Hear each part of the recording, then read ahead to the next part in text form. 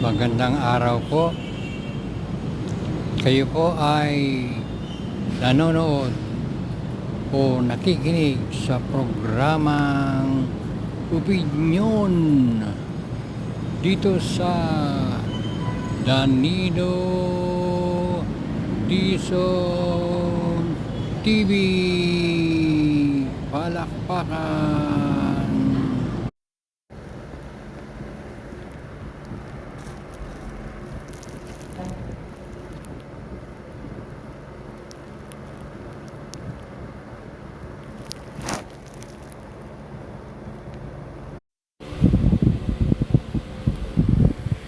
Magandang araw po sa inyong lahat.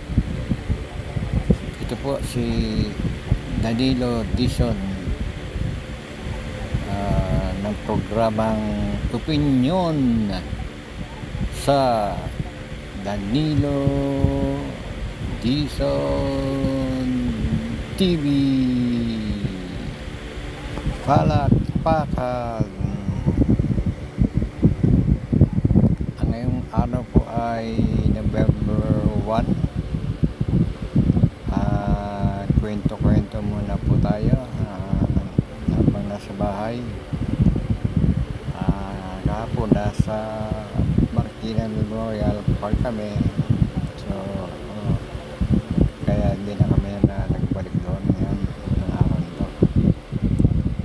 Ang aking pong ikukwento ay yung nabasa ko sa Biblia.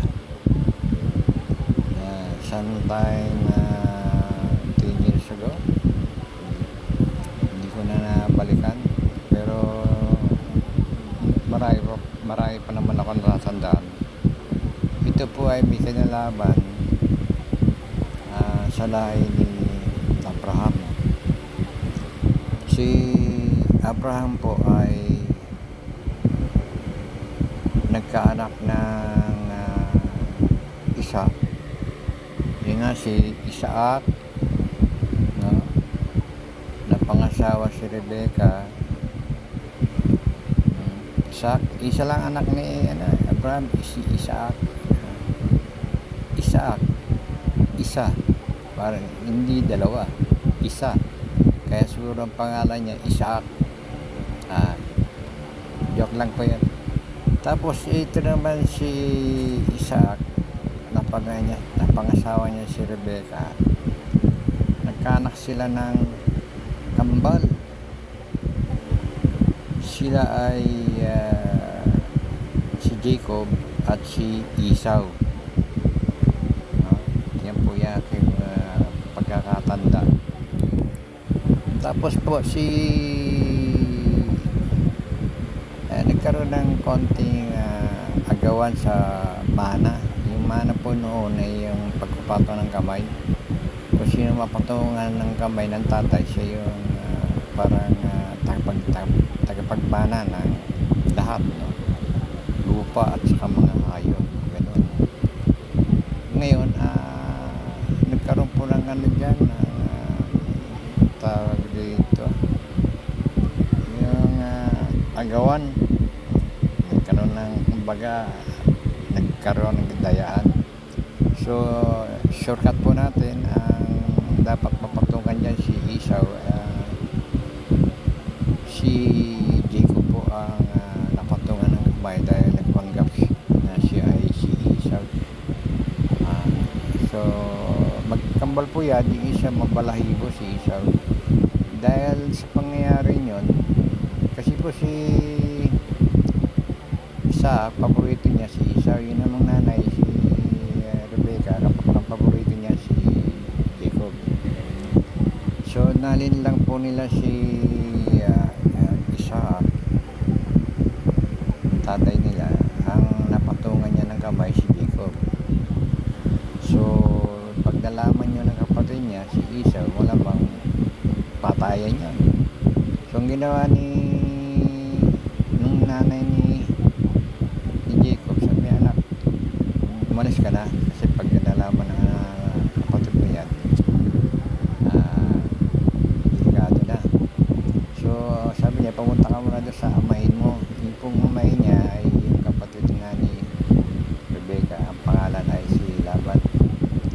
So mula doon sa nakarating siya doon sa amay niya, pangalan Laban. Naupo siya sa isang lugar, mayroon siya nakitang babae, nagtanong kung kilalang Laban. Sabi ng babae, tatay ko po yun, sino po ba kayo? Ako po yung anak ni ganito.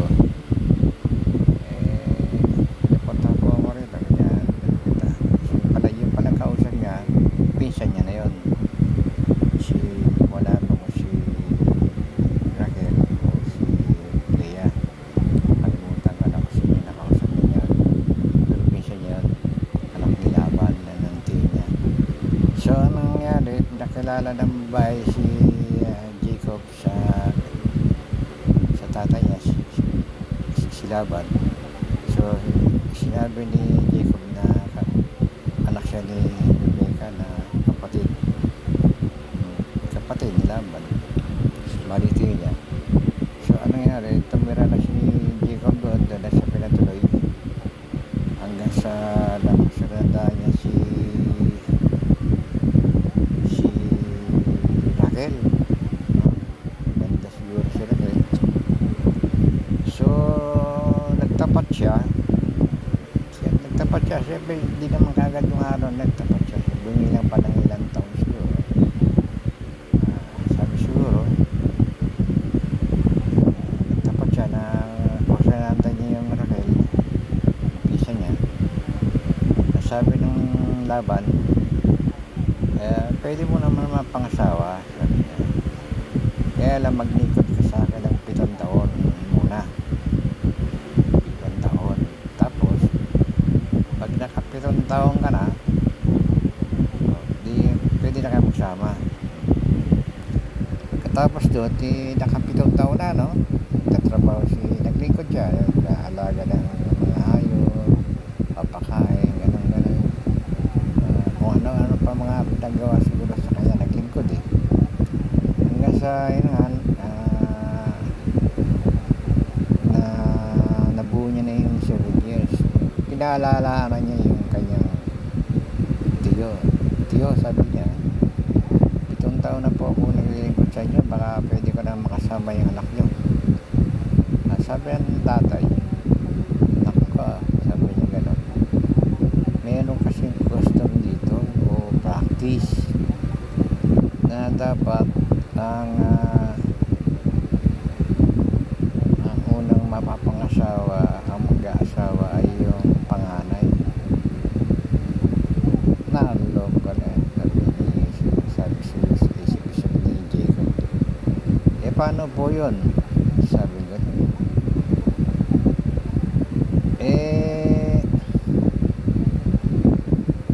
yun ang mapapangasawa mo. Sabi siguro, paano yung Raquel, yung gusto ko eh. Pwede naman, sabi niya gano'n. Pinikod ka ulit ng 7 taon. Nako, sabi niya siguro, baka parang nakikita ko, nagkamot ng ulo. O sige po, sabi niya,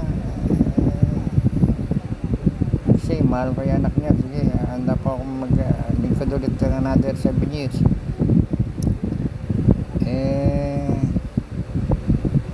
Sabi gano'n. Pero pwede mo naman silang makasama, silang dalawa, sabay. Ang nangyari po, habang naglilingkod ka na for another 7 years, pwede mo na makasama yung si Raquel. So ang nangyari po, dalawa asawa ni Jacob. Grabe, no? Magkapatid. Ang nangyari po, pare-pareho niyang naanakan yung dalawa. Nagkaanak yata siya din sa kabila ng 7. At hindi ko naman kung tama po yung pagkaalala ko. O 7 din, 5 sa dalawa. Isa 5. Kasi 12 lahat eh. Hindi na masyado sumikat yung isang babae. Mayroong isang babae kasi hindi yung mga panahon na yun, hindi na importante yung babae, ang binibilang na lang yung mga lalaki. So 12 po yun, 12 So si anak ni Jacob doon sa dalawang magkapatid, babanggit lang ako doon sa mga natandaan ko lang, ano po. Isa na dyan si Ruben, Dan, no? Isakar, Judah, Nephtali,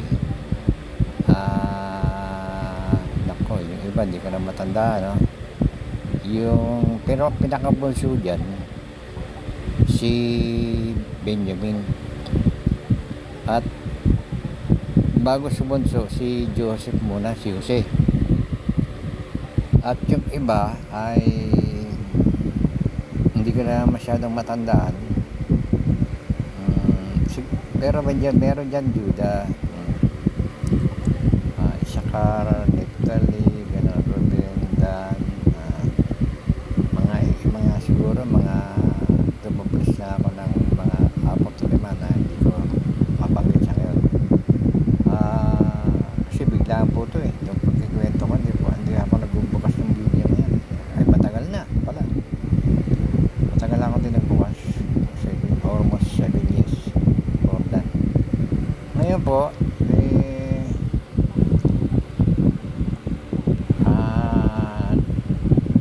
bandang uli, dumami na po yung mga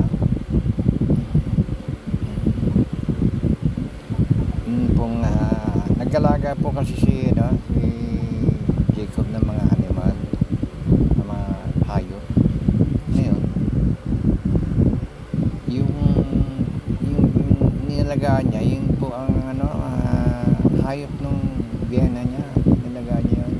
Bandang uli, nagalaga rin siya ng sarili niya. Nangyari, nako, parang nagkakagulo na yung mga hayop kasi hindi na malamang kung kay Jacob o sabihin niya yung mga hayop. So ang nangyari dyan, nagkaroon ng pinagmamarkaan niya, parang gano'n nangyari, pinagmamarkaan ni Jacob yung mga para sa kanya. Hindi niya ata minarkaan, kundi lahat ng ipapanganak ng hayop ay magkakaroon ng kulay puti. So lahat ng may kulay puti sa kanya. Habang nagbubuntis siya tayo mga hayop, mayroong nakatapat sa kanilang mga hayop na mayroong kulay, naluwan ng kulay puti. So parang tawag din, batik sa tawag. Hindi ganun pa nangyari, no? So yung sabi ng tatay, para hindi tayo magkagulo, iwalay mo na yung mga hayop mo at yung sa akin. So ganun po nangyari, no? Iniwalay, kanya-kanya na sila ng, kumbaga may bagot na, o yung sa'yo doon, mamili ka kung sa kaliwa, parang ganun. So hindi ko naman tandaan kung sa anong o kaliwa kanan ang pinili ni Jacob. So basta naghiwalay na yung mga hayop. So dumating na yung panahon na gusto na magpaalam ni Jacob sa pena niya, hindi niya masabi-sabi. So siguro sabihin baka hindi siya payagan. So nangyari, habang wala yung pena niya, tumakas sila, dala-dala yung dalawang asawa, yung kapatid. Doon na yung anak nila yung mga 11 11 pa lang, wala pa yung bunso. Yung nung tumakas na sila, balik sila, dala mo ng biyena, wala yung mga apo niya, paborito pala ng biyena niya yung mga anak niya, anak ni Jacob. Siyempre dalawang babae na pangasawa ni Jacob, siyempre nag-ibig ng lolo yung mga anak, mga apo. So di naabutan nila. Sabi niya, bakit kayo umalis na walang paalam? Kasi po baka hindi nyo kami payagan So meron pa mga itinakas na hindi tayo pagdali na dala ng isang babae tinatago dyan. Nung nagkaroon ng rikisa, hindi na na rikisa yung tinago-tago ng tatay ng babae. Yung pala itinago doon sa wala mo kung sa underwear ng babae. Hindi siya upuan kasi nakasakay sila sa hindi nakita. So walang nagawa yung biyenan si Laban, pinayagan ng umalis yung mga si Jacob kasama yung mga apo. So ganun po nangyari hanggang sa paglalakbay nila, hindi malaman kung saan papunta, nakalimutan ko na, ay nagkaanak ulit ng isa. So bali 12 na, 12 sa Biblia, 12 talaga yung anak ni Jacob. So ang nangyari po, kaya lang ang pagkaalam ko, yung ipanganak yata yung isa, namatay yung nanay, parang ganon. Sana tama yung kwento ko. Tapos so 12 sila, 12 yung anak. Ngayon yung 12 na yun natira sa isang lugar, Ngayon malalaki na yung mga anak. Nagkaroon ng mga magulo, 12. Merong kasing na naginip si Jose, pero bago yata nangyari yung panaginip yan, ganito po, nakabunuan ni Jacob isang anghel na yun Diyos yun nakabunuan niya Diyos. Tapos inabot sila ng magdamag magliliwanag na ang sabi nung kapunuan niya, ang bubunag parang ibig sabihin ng pambuno, ibig sabihin nag-away ganon, tara suntukan diyan etc. Sabi ng kapunuan ni Jacob, tantanan muna ako Jacob, sabi niya. Dahil sa sobrang tapang na itong Jacob na to, alam mo, sabi nung sabi nung Diyos, sabi niya, mula ngayon sa sobrang tapang mo, ang magiging pangalan mo ngayon ay si Israel. Doon po nagsimula yung pangalan Israel. Pinalitan ng pangalan Jacob ng Israel. Diyos po nagpalit. Kaya sa kwento po sa Biblia, ang pinaka mahal na bayan ng Diyos, si Yahweh, kasi ang Diyos pala may pangalan. Isa na yung pangalan ay Yahweh. Yung iba sila yata, hindi ko na kasi nag-aralan pa kung ano-ano, may Shalom pa yata. Ang tanging pangalan,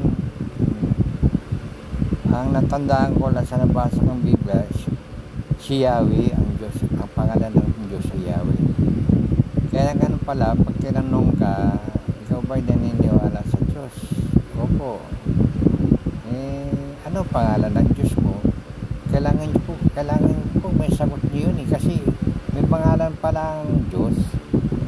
Hindi mo pwede sabihin ama lang hindi gano'n. Basta may pangalan, kagaya natin, may pangalan tayo. Gano'n po yun.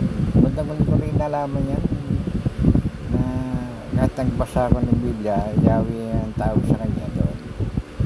Pero may lumabas na sa ibang mga turo sa ibang simbahan, iba-iba, may ibang pangalan na lumalabas. Kaya mula noon, kaya meron tayong bansang Israel. Doon po yun, sa pangalan ng Jacob lumalabas. Kasi ang mahal na bayan ng Diyos o bansa, kasi nung siguro bayan pa lang, ngayon bansa na, ay yung pinakamamahal ng Diyos ay Israel. Hanggang ngayon po yun, Israel. Ang nandyan sa mapa natin, sa mapa sa buong mundo. Israel nakikipag-gera, parang hindi matalo-talo sa gera, kasi ginagawa yan ng Diyos. Yun po yun, no?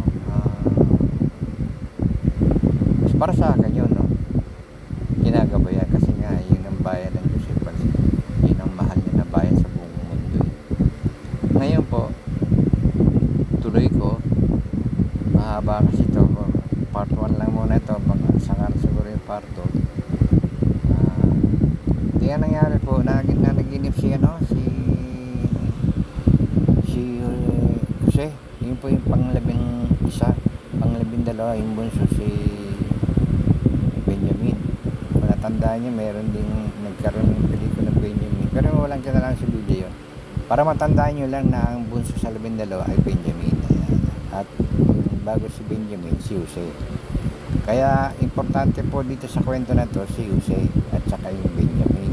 Sila po yung parang bida rito, at saka yung tatay si Israel, kasi Israel maaalam siya, bansa siya. So naginip po yung pang-11 anak ni Jacob, ay ni Israel na pangalan niya, sa Diyos Israel na. Di ang panaginip ni Jose, kinuwento doon sa kapatid. Sabi ng kapatid, na naginip ako, sabi niya, ano ba yung panaginip mo? Hindi kinuwento na naginip siya na darating ng araw, yung mga kapatid niya, yun po sa kanya. Nagalit po yung mga kapatid niya ba? Sabi ng mga kapatid niya, sino ka ba? Para yuyuko kami sa iyo. Yun po, no? Doon po nagsimula yung parang nagalit yung mga kapatid sa kanya. Kaya isang araw, niyaya nila si Jose sa bukid. May plano sila. So, pumayag naman si Jose, pumunta sila sa bukid. Yung pala, may plano na patayin siya. So, yung ibang kapatid kasi ni Jose nandoon, yung iba wala. So, yung habang wala yung iba, sinagawa na nila yung pagpatay kay Jose. Ang ginawa nila, hinulog nila sa balon. Sa balon. Kung siguro nagkuhanan ng tubig noon. Ngayon, dumating yung ibang kapatid, nanap si Jose. Asan na yung si Jose? Andun kuya. Hinulog namin sa balon. Ha? Ba naman yun, patay na yun. Siguro, tinignan nila, no? Aba, walang tubig ka, paano yung mamamatay? Di yung kinuha ulit nila si Jose. Ang ginawa nila, may dumadaang mga camel noon, mga negosyante, doon pala sila nakasakay, hindi sa kabayo, hindi sa kalabaw, sa kamelo. Di, yan nangyari, ibinenta si Jose. Yung mga negosyante pala yung mga nakasakay doon, wala ko kailang camel yun, tatlo, binenta doon. Binili, di nung naibenta na doon, kasi yung tao na pwede pala ibenta eh. Di yan nangyari, ito na, nag-usap-usap yung magkakapatid, paano ngayon yan hanapin ni tatay yung kapatid natin, anong sasabihin natin? Di nagdrama-drama na sila. Sabi nila, di yung gawin natin, sabihin natin na kinain ng papaksik na hayop. Iuwi natin yung lagyan natin ng dugo, yung damit, isang damit. Hindi mo alam kung iniwan nila yung damit kasi pinunit po ulit nilagyan ng dugo, inuwi, nakita sa tatay, ibigay siya kunyari na sinagpang o kinain ng papaksik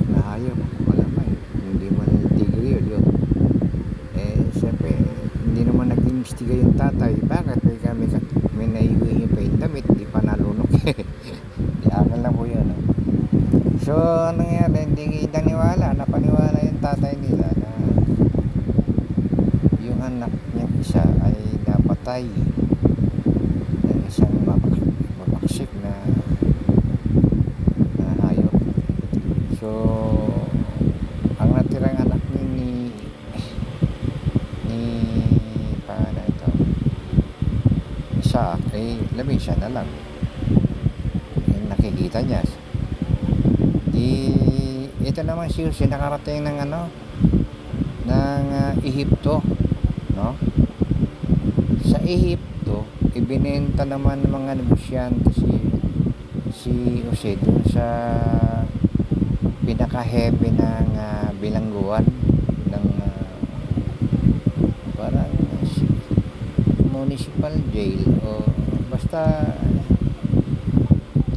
kulungan doon sa chief hepe ng kulungan binenta.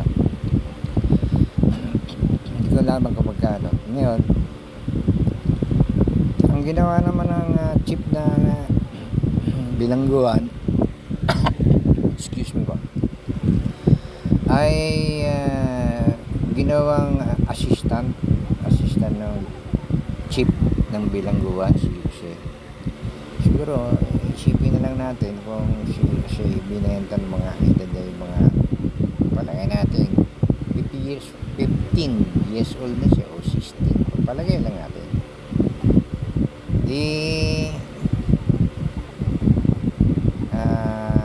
ginawa siyang assistant, parang lang tawag ito, katulong. Hindi ko masabi assistant kasi bata pa. So anong nangyari, naging tumutulong si Jose doon sa hepe ng kulungan.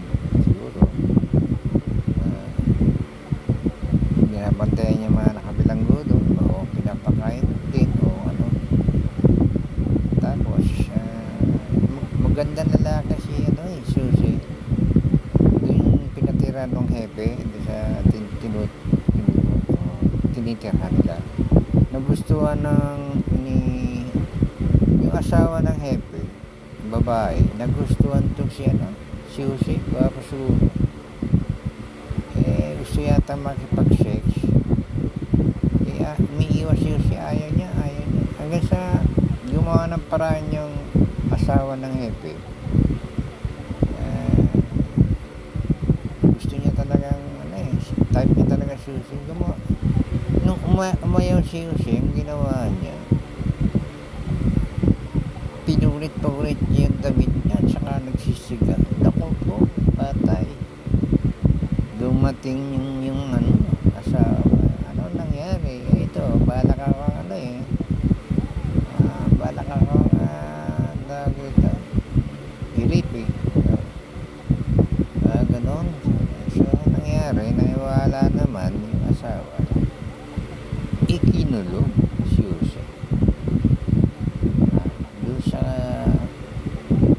Dahil sa kwento na yan, naniwala, ikinulong si Jose, di bilanggo na rin siya. Ngayon nung bilanggo na siya, nakabilanggo ba, ginawa pa rin siyang katulong ng hepe. Habang nasa kulungan siya, tuloy pa rin ang trabaho niya. Nasa loob nga lang siya, nakakulong din, hindi na siya gumagala sa labas. Nako po, anong nangyari, minsan mayroon din dala doon dalawang bilanggo. Meron daw hindi nala doon sa bilangguan, dalawa. Yung pala yun, mga tao ng hari doon sa Ehipto, mga tao ng hari. Ngayon balikan ko pala yung panaginip ni Jose, no? Nanaginip siya na yuyuko yung mga kapatid niya, nagalit yung mga kapatid, kaya ngayon parang patay si Jose. Nanaginip pa yun ulit na sundan yung panaginip ni Jose sabi, ano na naman na panaginipan mo sa mga kapatid? Ay yuyuko sa akin si tatay. Doon lalong nagalit yung mga kapatid noon. Kaya galit na galit sila kayo kaya gusto nilang mamatay, patayin. Ano si tatay yuyuko sa'yo, anak ka lang, gano'n. So ayan po no, binalikan ko lang sa inyo. Di nandun na si Jose, naibenta na doon sa kulungan, nakakulong si Jose. May dalawang dumating, ikukulong din. Di anong nangyari? O may nakakulong na inabutan. Ang sabi ng yung isang nakakulong doon na tauhan ng hari, na nag-iinip siya, sabi niya, ano kaya ibig sabihin ng panaginip ko? Sabi niya siya, nadinig niya, ano ba yung panaginip mo? Kasi ganito, ganyan, ganito. Sabi ni, ano kaya ibig sabihin? Sabi ni Jose, ano ka, makakabalik ka sa hari, makapaglingkod ko ulit, tatanggapin ka, mapapalaya ka. Nadinig ngayon ng isa na nag-iinip din pala yun, na nag-iinip. Ano kaya naman ang ibig sabihin ng panaginip ko? Ano ba na panaginipan mo? Sabi niya kasi. Hindi sinabi niya kung ano yung panaginipan niya. No? Hindi ko na po exact na masabi kung ano yung panaginipan. No? Pero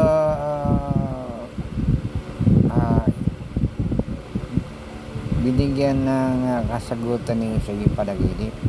Kung anong ibig sabihin ng panaginip. Sabi ni Jose, makakalaya ka rin. Why not? Makakalaya ka rin. Kaya lang, yun po yung nakatakot. Yung kaya lang eh. Hindi ka natatanggapin ng hari. Yun. So, sabi ni Jose, doon sa isa na makakabal sa hari, sabihin mo sa hari, pag nakausap mo hari, yung panaginip mo ay ako ang nagbigay ng paliwanag, kung ano ibig sabihin ng panaginip mo. Kaso nakalaya yung dalawa, yung isa nakabalik sa hari, hindi niya naikwento na nung nakakulong sila ay nanaginip siya at sabi makakabalik siya. Nakabalik ngayon. Ito dumating naman yung isang araw na naginip yung hari na mismo na naginip. Sabi niya na tinawag niya yung mga yung lahat ng mga scholar niya, yung magagaling po matatalino. Tinawag, halika kayo dito. Hindi kayo, makinig kayo ako'y nanaginip. Sabi nga doon. Ano po mahalari ang ikwento nyo po sa amin yung panaginip nyo. Sabi ng hari, mayroong 7 kalabaw. Sabi nga gano'n. Kulay pula, hindi ko malaman kulay pula o kulay puti, umahon sa ilog, 7 sila. Sabi gano'n. Tapos sabi gano'n ng hari, meron na namang umahon 7 ulit, kulay itim. Nako,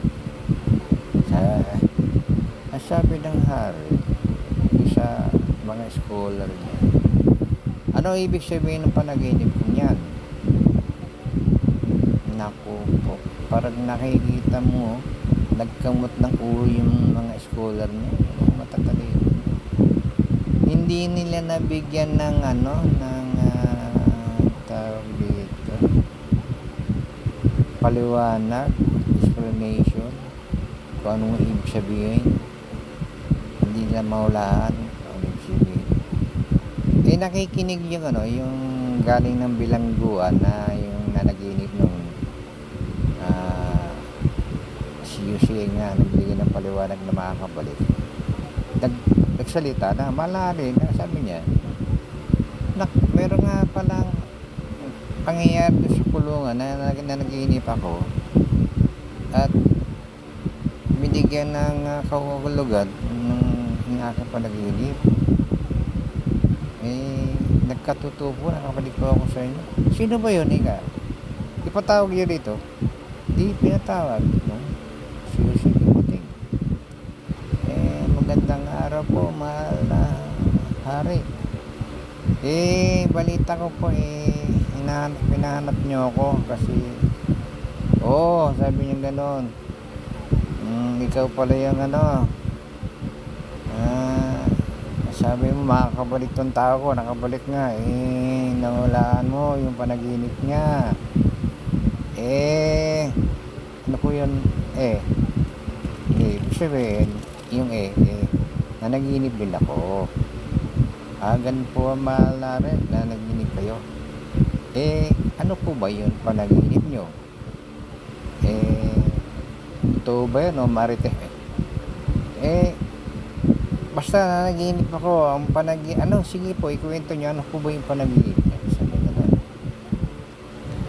Ang panaginip ko, makinig ka mabuti huwag kang sasablay. Pag sumablay ka, sablay talaga. Pero sabi nung kailangan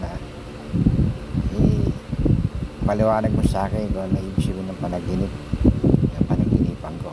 Sige po. Kwento niya na po, mahal na hari, at ako'y makikinig. Yun. Ikinento ng mahal na hari. Sabi niya, naginip ako. Merong umaon, 7 baka dyan sa ilog. Sinabi yung kulay. Kulay, parang papalagay natin na kung hindi man puti yun o orange. Basta. Tapos sabi niya na sundan ulit, mayroon naman 7 pa umahon, 7 rin, kulay itim. Malari ganun, nagkasabay 7 isang kulay lang, tapos pangalawa isang kulay din. Ano ba ibig sabihin nun? Sabi ng malari, ganito po yun malari. Darating po ang panahon,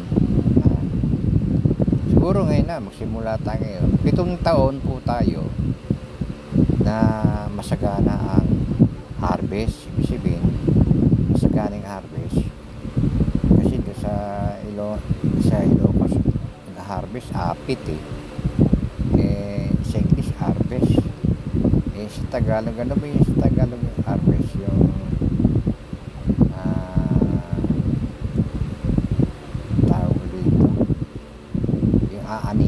ani, ganun yun. Ngayon 7 taon daw yun, talaga masagana. Siguro panay ulan dito, masagana talaga. Ngayon sa sobrang sagana, tapos grabe na talaga yun, grabe, sobra. Ngayon sabi ni Jose, kaya lang po, anong kaya lang po, yan ang kinakabahan sa kaya lang po yan Opo, mangyayari po. Sa inyo na yun kung maniniwala kayo, hindi. Ano ba yan? Ano ba yun? Sige, paliwanag mo. Ano yung kaya pala? Kaya lang. Ano yung kaya lang? Ano po, ang susunod nun, sa pang-8 taon, 7 taon po yun, So, bibilang tayo ng 7 taon, 8, 9, 10, 11, 12, 13, 14, parang gano'n, no? 7. Wala pong harvest. Sabi gano'n, walang harvest. Siguro, baka panay naman ang bagyo. So, sabi niya, gano'n. 7 taon na walang harvest. Delikado yan, magugutom tayo. Pero mahal na sa 7 taon na unang 7 taon sobra po okay. Ganito sabi ng iba, yung mga nagyabang, Mahal na rin, kailangan maghanap tayo ng isang manager. Anong manager? Yung mga ngasiwa po, kasi sobra-sobra yung harvest eh. Ano po gagawin nyo sa sobra-sobrang harvest? Oo nga no, sabi ko. Sabi ng malari, bakit pa tayo kukuha? Ayan si Jose. Siguro naman kaya na ni Jose yun i-manage. So, ginawa ka nila na mag-manage ng mga harvest na sobra-sobra. Si Jose. Siguro ang ginawa ni Jose, ito akin lang naman to. Gumawa siya ng maraming bodega. Bodega, warehouse. Para yung mga sobra-sobra doon i-imbak. Para pagdating ng wala ng harvest, meron, hindi sila magugutom. Ganun po yun. So, nasagot na yung hula, at ginawa na ng solusyon yung mangyayari sa hinaharap. Siguro, dito ko muna puputulin yung kwento ko kasi mahaba na eh. Maubusan na ako ng memory. So, part 1 to. Sunod ko lang part 2 sa susunod ko, dito, tuling ka muna. So, abangan nyo po yung kasunod kung paano sa loob ng 400 years tumira ang lahi ni Jacob dyan sa Egypto. Yun po yung kasunod na istorya.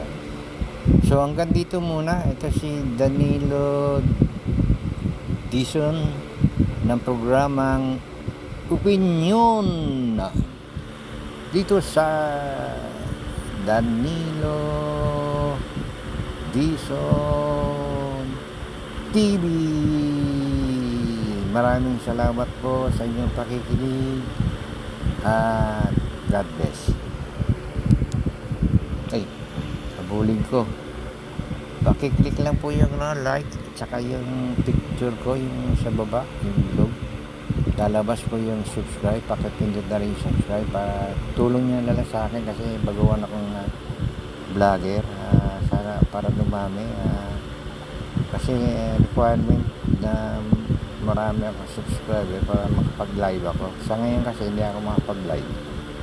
So kung magtatanong kayo, hindi ko masasagot kagad kasi replay ito kumbaga save na kasave lang to tapos i-upload ko pag natapos ako ng alas 6 ng gabi sa magkwento, i-edit ko pa to, alas 12 ko na ito ma-upload, alas 12 pa ng gawin yung madidinig o baka hindi ko malaman kung kumisan hindi naman basta-basta mag-upload edit pa, kumisan wala signal, kumisan napusan ka ng data, wala tayo pambili, so naka-stock lang muna yung video. So ayun lang po hanggang dito lang muna. Maraming salamat po sa inyo pakikinig.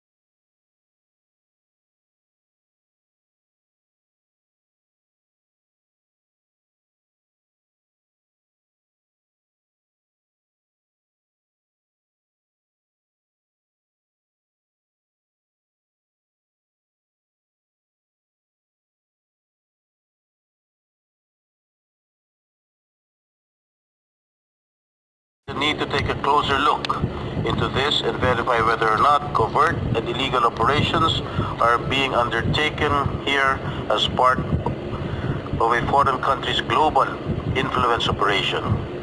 We must identify all those who exploited the vulnerabilities in our system, either for personal gain or for the benefit of a foreign entity, and make them accountable. Sa kaso ni Alice Go, kaliwat kanan na ang mga dokumentong lumabas patungkol sa kanyang tunay na pagkatao. Pero ang taong ito na dinidiin na siya'y Pilipino ay walang maipakitang ebidensya para patotohanan ito. Puro hindi ko na maalala. I invoke my right against self-incrimination at denial pa rin ang naririnig natin. But one thing is certain, defending against malicious foreign interference should be a top priority. Whether Gu Waping leads a double life is up to the Defense Intelligence issue, and the Senate must be updated on any development. And I think it is also high time to pursue amendments to the 83-year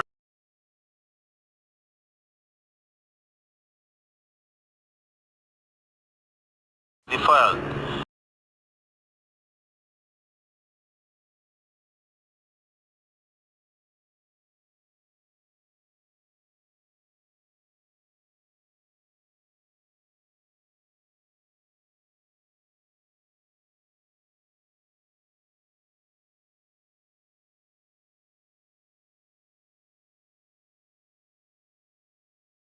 Nationals, especially Chinese nationals, are caught abusing our system. Amid the refusal of witnesses to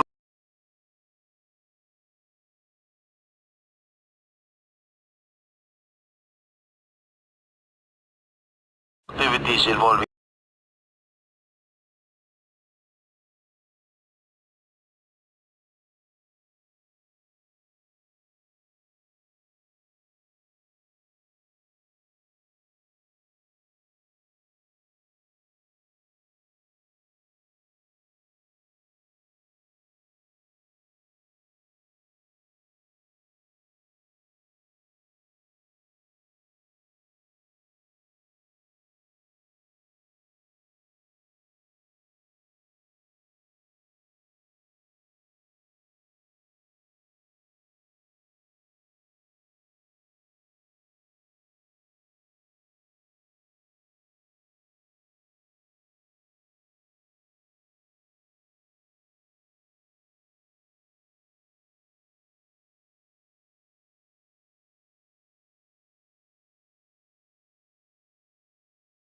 unearthing a lot of very important information.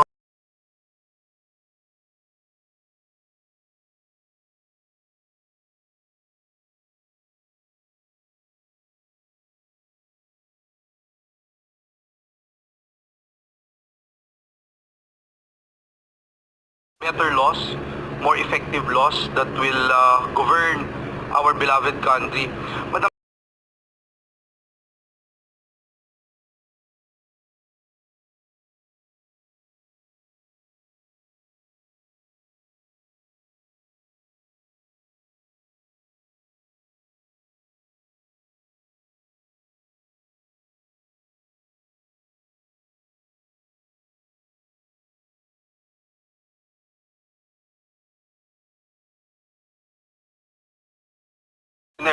ng Bureau of Immigration.